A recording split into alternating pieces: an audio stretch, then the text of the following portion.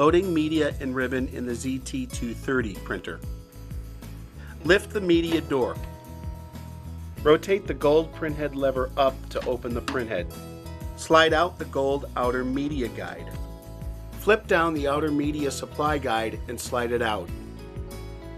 Place the roll of media on the hanger. Push it back. Flip up the media supply guide. Slide it in.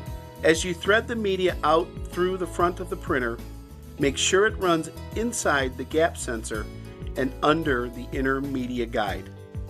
Slide the media under the gray damper and the print mechanism. Slide the gold outer media guide in until it touches the edge of the media.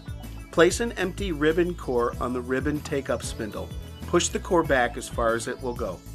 Place the roll of ribbon on the ribbon supply spindle with the loose end unrolling down the right side. Push it back as far as it will go. Slide the ribbon under the black ribbon guide and under the print mechanism. Wind ribbon over the top of the core. Turn the spindle to the right to remove any ribbon slack. Rotate the gold printhead lever down to close the printhead. Press the pause button to calibrate the printer.